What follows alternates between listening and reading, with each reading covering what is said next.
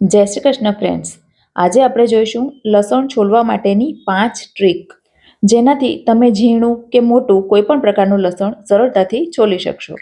અને લસણ ઓછું હોય કે મોટી ક્વોન્ટિટીમાં હોય તો પણ તમે ખૂબ જ ઝડપથી છોલી શકશો.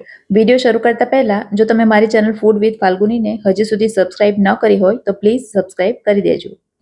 આ પહેલાં મેં આખા વર્ષ માટે લસણને કેવી રીતે ભરી શકાય એનો વિડીયો પણ મૂક્યો છે, જેની લિંક મેં ડિસ્ક્રિપ્શન બોક્સમાં મૂકી છે, તો ત્યાંથી અથવા તો મારી ચેનલ પર જઈને પણ જોઈ શકો છો. તો પહેલાં જોઈએ ટીપ નંબર 1. આ રીતે ખૂબ મોટી ક્વોન્ટિટીમાં લસણ હોય, કિલો 2 કિલોની ક્વોન્ટિટીમાં હોય તો તમે સરળતાથી લસણ છોલી શકો છો. અને કિલો 2 કિલો જેટલું લસણ પણ તમે 5 જ મિનિટમાં છોલી શકો છો. આ રીતનો ઉપયોગ હોટલોમાં થતો હોય છે અથવા તો રસોઈયાઓ પણ આનો ઉપયોગ કરતા હોય છે. આમાં સૌથી પહેલાં લસણને આખું જ નાના નાના ટુકડામાં કટ કરી લેવાનું હોય છે. તમારે પાપડ બનાવવા હોય અથવા તો ચટણી બનાવવી હોય, આ સંજોગોમાં તમારે ઘણા બધા લસણની જરૂર પડતી હોય છે, તો ત્યારે આ રીત તમને ખૂબ જ કામ આવશે. તો તમારે જેટલું લસણ ફોલવું હોય એટલું લસણ લઈ અને આ રીતે નાના ટુકડામાં કટ કરી લેવાનું અને ત્યાર પછી એને એક પ્લેટમાં લઈ લેવાનું. અને પ્લેટમાં લઈ લીધા પછી હવે આપણે એમાં અડધી ચમચી જેટલો કોર્નફ્લોર ઉમેરીશું. કોર્નફ્લોર અથવા તો કોર્નસ્ટાર્ચ તમે જે કહો એ લગભગ બધાના ઘરમાં હોય જ છે, તો એ ઉમેરી દેવાનો. કોર્નફ્લોર ઉમેર્યા પછી લસણને ખૂબ જ સરસ રીતે મિક્સ કરવાનું, એટલે કે કોર્નફ્લોર બધા લસણમાં ભળી જાય એ રીતે મસળીને મિક્સ કરવાનું.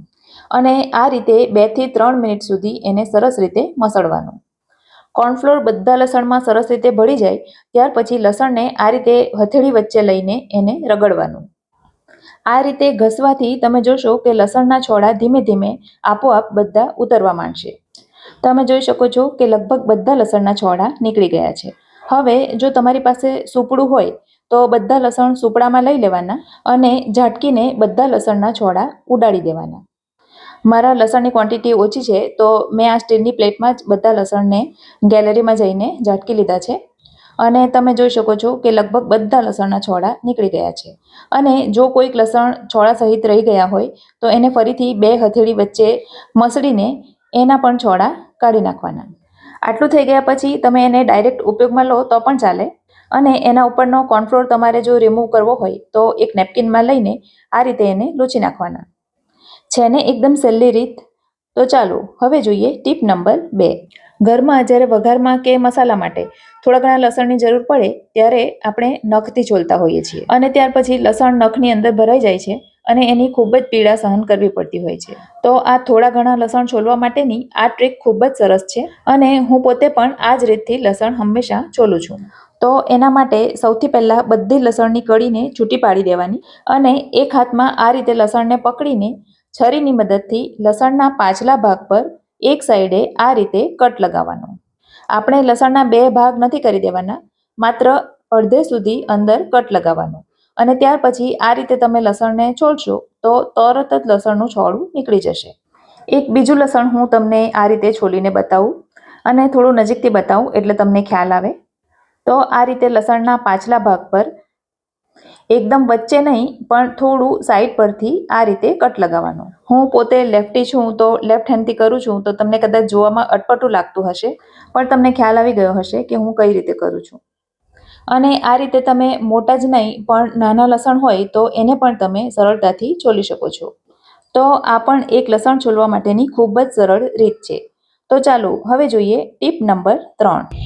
એના માટે પણ લસણની બધી કળીઓને એકદમ છૂટી પાડી દેવાની. જે નાની નાની અને ઝીણી ઝીણી કળીઓ હોય એને પણ છૂટી પાડી દેવાની. અને ત્યાર પછી એમાં 5 ચમચી જેટલું ખાવાનું તેલ મિક્સ કરી દેવાનું. જો તમારા લસણની ક્વોન્ટિટી વધારે હોય તો થોડું તેલ વધારે લેવાનું અને લસણને સરસ રીતે તેલ સાથે મસળી દેવાના. અને ત્યાર પછી આ લસણને ઓછામાં ઓછા 1 કલાક માટે અથવા જો તમારી પાસે જો વધારે સમય હોય તો 2-3 કલાક માટે તડકામાં મૂકી દેવાના. અને ત્યાર પછી લસણને તમે આ રીતે છોલશો તો તરત જ લસણના છોડા નીકળી જશે. લસણના ઉપરના ભાગને છરીથી કાપી નાખવાનું એટલે આખા લસણનું છોડું તરત જ નીકળી જશે. અને આપણે તેલ લગાવ્યું છે એના કારણે ખૂબ જ સરળતાથી લસણના છોડા એકદમ અલગ થઈ ગયા હશે. એટલે આ પણ એક લસણ છોલવા માટેની ખૂબ જ સરસ રીત છે. તો હવે જોઈએ લસણ છોલવાની ટીપ નંબર 4. તો એના માટે પણ પહેલાં કર્યું એમ લસણની બધી કળીઓ અલગ કરી દેવાની અને એક તપેલીમાં થોડું પાણી ગરમ થવા માટે મૂકી દેવાનું. પાણીને આપણે વધારે પડતું ગરમ નથી કરવાનું, કારણ કે વધારે ગરમ કરશું તો લસણ અંદર ચડી જશે. એટલે હુંફાળા કરતાં થોડું ગરમ હોય એવું પાણી રાખવાનું અને પછી ગેસ બંધ કરી દેવાનો અને ત્યાર પછી એમાં અડધી ચમચી બેકિંગ સોડા એટલે કે ખાવાનો સોડા ઉમેરી દેવાનો.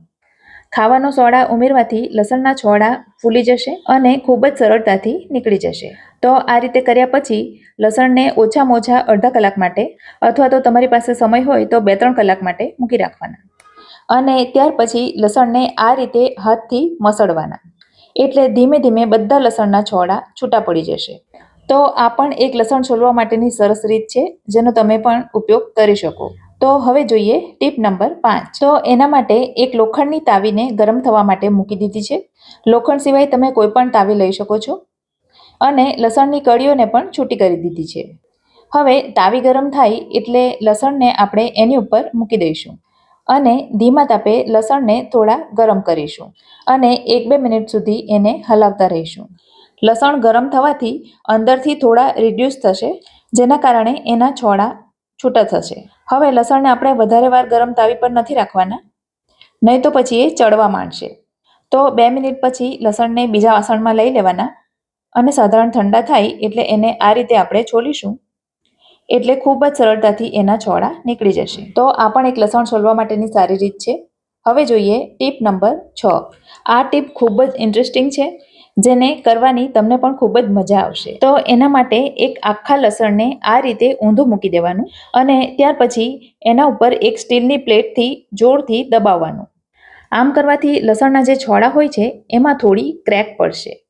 હવે આ બધા લસણની કળીઓને એક વાડકામાં અથવા તો એક ડબ્બામાં મૂકી દેવાની અને વાડકાની ઉપર એક બીજો વાડકો ઊંધો મૂકી દેવાનો અને ત્યાર પછી એને આ રીતે જોરથી હલાવવાનું અને આ રીતે 2-3 મિનિટ સુધી કરવાનું.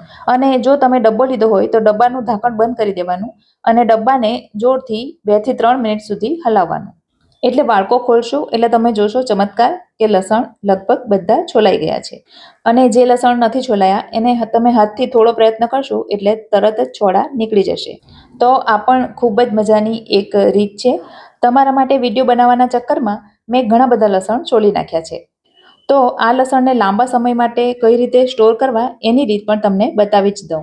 તો એના માટે મેં આ રીતની એક પ્લાસ્ટિકની બેગ લીધી છે અને એની અંદર લસણ બધા મૂકી દઈશ. ત્યાર પછી એમાંથી હવા થોડી બહાર કાઢીને એને સરસ રીતે પેક કરી દેવાનું અને બેગને સરસ રીતે સીલ કરી દેવાની. હવે આ બેગને ફ્રીઝરની અંદર મૂકી દેવાની. જો તમે એને ફ્રીઝરમાં મૂકશો તો લસણ મહિનાઓ સુધી ખરાબ નહીં થાય અને જ્યારે જરૂર પડે ત્યારે તમે એને કાઢીને વાપરી શકો.